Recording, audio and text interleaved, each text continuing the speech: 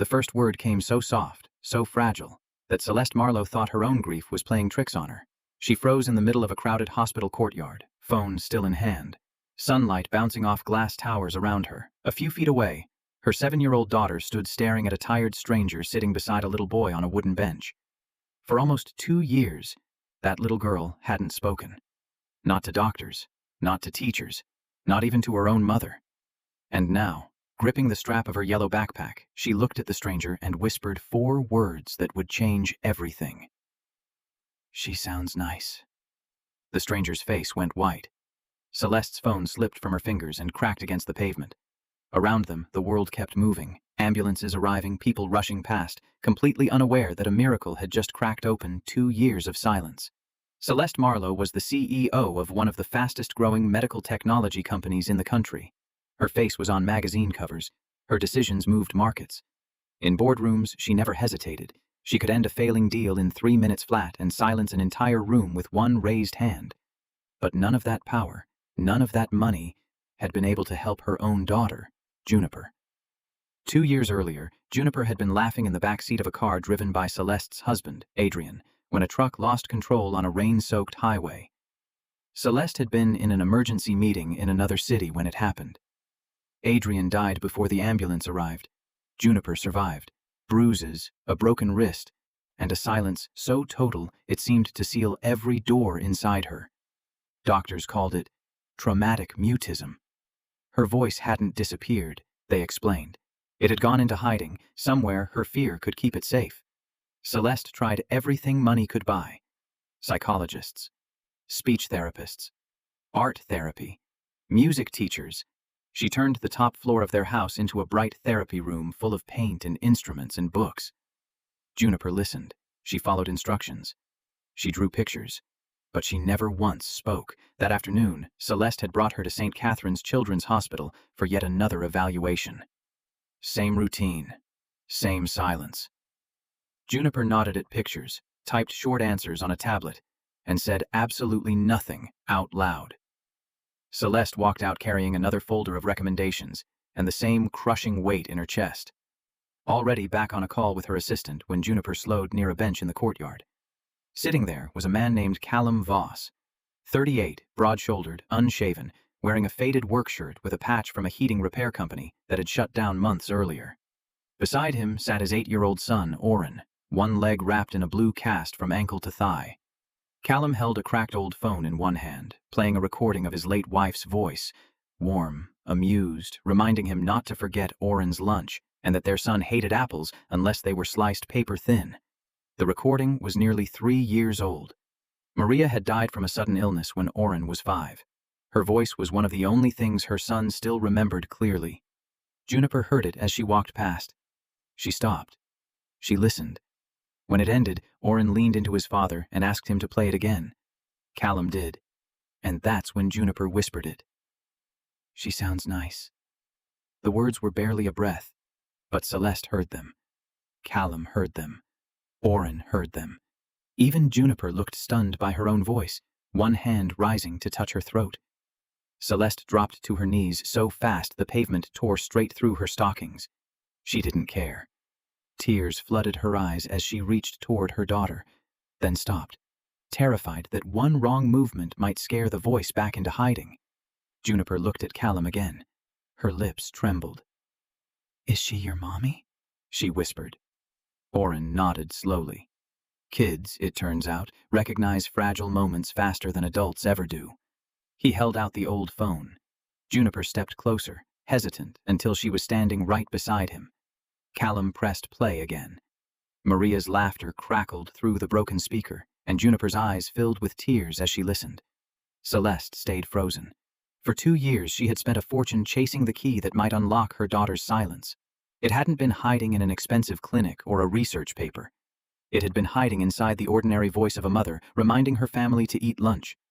When the message ended, Juniper said the voice reminded her of someone. Celeste's heart clenched. She knew exactly who. Adrian had recorded dozens of messages for Juniper. Bedtime stories, silly songs while making breakfast, reminders to wear her bike helmet. After the accident, Celeste had locked his phone away in a drawer, telling herself she was protecting her daughter. The truth was simpler and harder. She couldn't hear his voice without falling apart, so she'd erased it from both their lives. Callum looked at the polished woman kneeling on the pavement in tears, and he didn't see a CEO. He saw a mother, just as frightened as he'd felt in every hospital hallway he'd ever walked with his son. "You don't have to rush this," he told her gently. "She can listen as long as she needs. This isn't a test."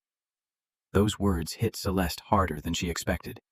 Everyone around her had treated Juniper's silence like a problem to solve, a chart to track, a timeline to hit. Celeste herself had turned her daughter's grief into a project with milestones. And here was a stranger in worn boots, exhausted beyond words, reminding her that Juniper wasn't a broken system. She was a grieving child. Celeste sat down across from him. Her phone kept buzzing on the ground. She ignored it completely. Juniper and Oren played the recording again and again, and each time Juniper asked another small question. What was her name? Did she sing? Did she make pancakes? Oren answered honestly. His mom burned the first pancake every single morning because she always made the pan too hot. She sang loud even when she forgot the words. She smelled like oranges and cinnamon. Then Juniper asked if he missed her.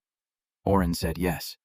Juniper turned to her mother, her whole face collapsing under the weight of words held in for too long, and said, "I miss Daddy." Celeste pulled her into her arms.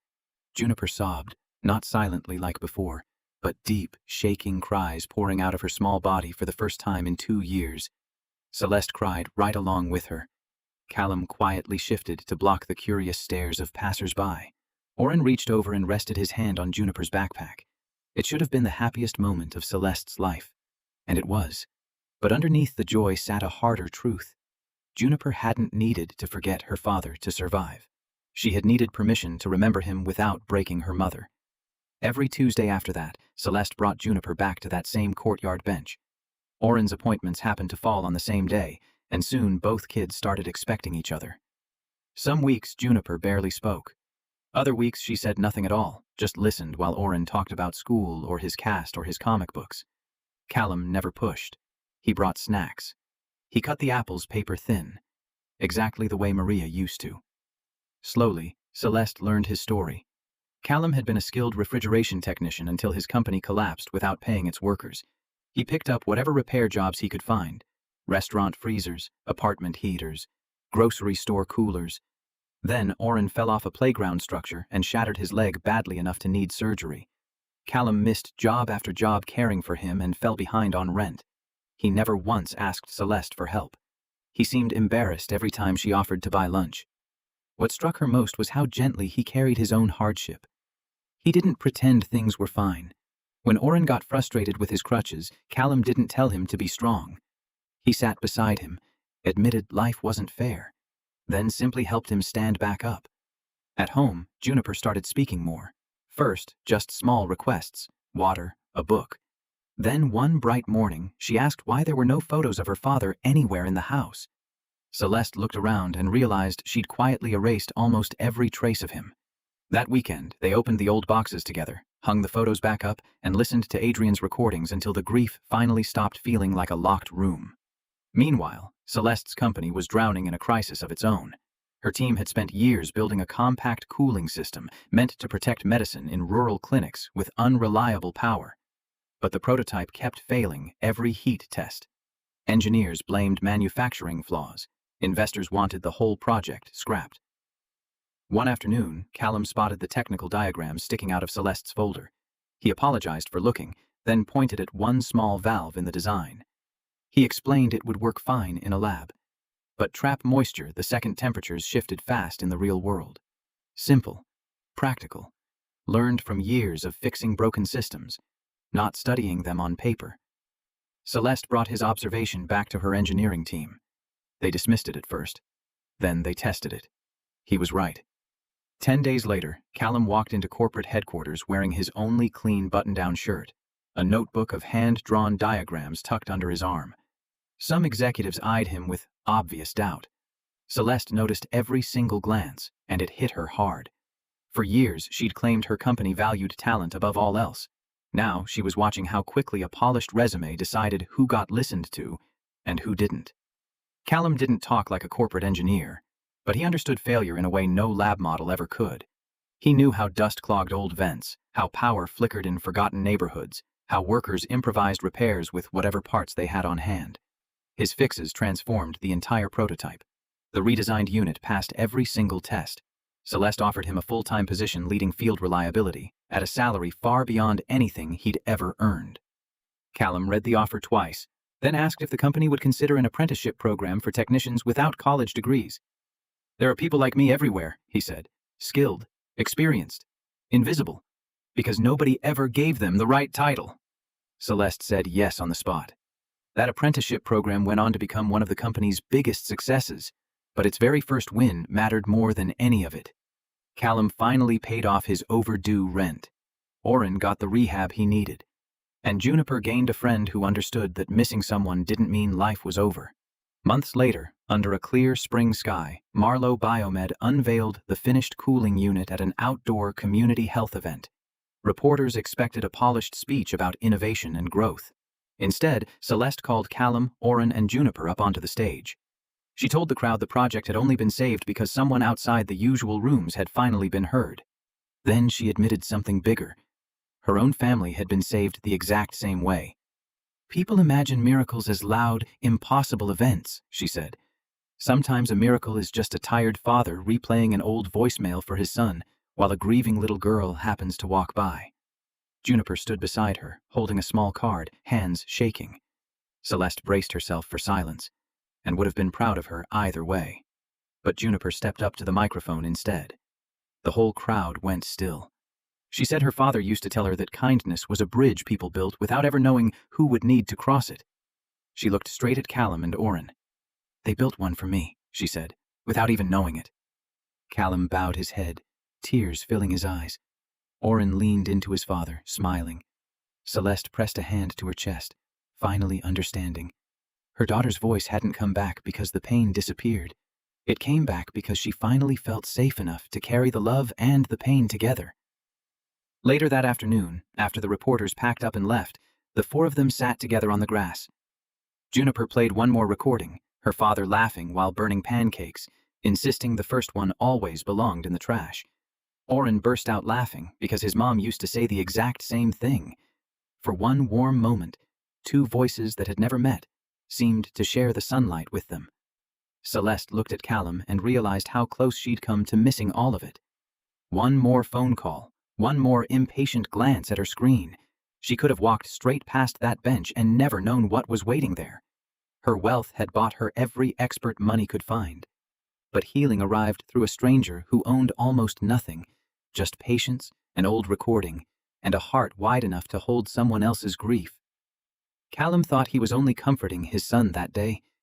He had no idea his quiet kindness would give a child back her voice, crack open a mother's heart, save a company's biggest invention, and open doors for people the world had stopped noticing. That's the strange, quiet power of compassion. We rarely see how far it actually travels. A small act leaves our hands and disappears, only to return months later, carrying lives we never even knew we'd touched.